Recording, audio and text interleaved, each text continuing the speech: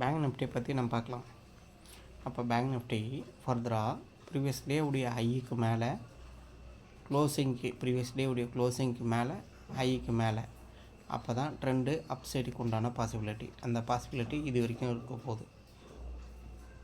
அப்போ 60,200 60,600 இதனுடைய ரேஞ்சுக்குள்ளே இருக்க போகுது. சரிங்களா?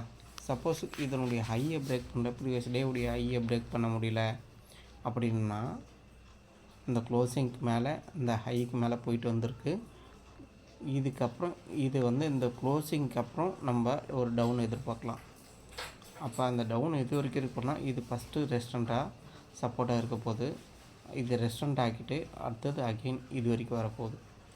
இது அப் சைடுக்கும் டவுன் சைடுக்கும் உண்டான டிஃப்ரென்ஸ். சரிங்களா? அப்புறம் நம்ம ஒரு கேப் அப்பில் ஓப்பன் ஆனாலும் இந்த ப்ரீவியஸ் டே உடைய ஐ, மந்த்லினுடைய ஐ, வீக்லினுடைய ஐ, அப்போ 3 இடத்துல நம்ம இது பிரேக் பண்ணும்போது தான் இது பிரேக் அவுட். அப்போ பிரேக் அவுட் எது வரைக்கும் இருக்க போதுன்னா இது வரைக்கும் பாசிபிளாக இருக்க போகுது. அதுக்கப்புறம் பிரேக் பண்ணிச்சுன்னா அடுத்தடுத்த லெவலில் இருக்குது. சரிங்களா?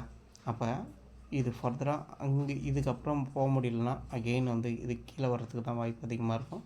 இதுக்குள்ளே ஜிக்ஸாக் மோடு அடிக்க தொடங்கும். சைட்வே மார்க்கெட் மாதிரி உங்களுக்கு தோணும். அதே மாதிரி நம்ம ஒரு டவுன் சைடுனா இந்த க்ளோசிங் ப்ரைஸ் எவ்வளோன்னு நோட் பண்ணிங்க. அப்போ இந்த க்ளோசிங் ப்ரைஸுக்கு கீழே ஒரு கேண்டில் க்ளோஸ் பண்ணிச்சுன்னா இது ஃபஸ்ட்டு சப்போர்ட்டு.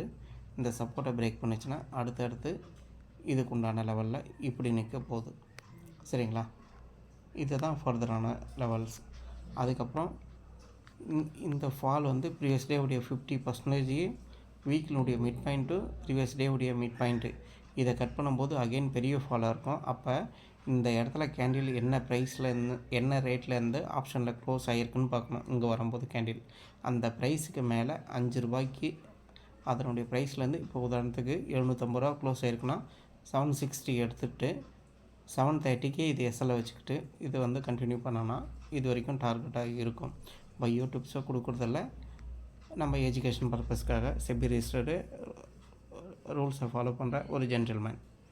சரிங்களா? இதுதான் டவுன் சைடு அப் சைடுக்கு உண்டான லெவல்ஸ்.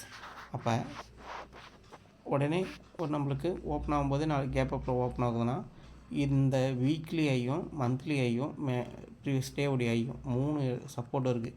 இந்த சப்போர்ட்டை இதை பிரேக் பண்ணிச்சுன்னா ஃபஸ்ட் அட்டம்ப்டில் ஏமாத்திரும். கீழே போகிற மாதிரி நம்மளை எல்லோரும் ட்ராப் பண்ணிட்டு வந்துடுவாங்க. அப்போ ஒரு செகண்ட் அட்டம்ப்டில் இந்த கேண்டிலுடைய ஸ்விங்கு இதனுடைய க்ளோசிங்க்கு அப்புறம் தான் ஒரு டவுன்னு நம்ம ஒரு கன்சிடர் பண்ணிக்கலாம். சரிங்களா? டெலிகிராம் சேனலை ஃபாலோ பண்ணிங்க, யூடியூப்பை சப்ஸ்கிரைப் பண்ணிங்க.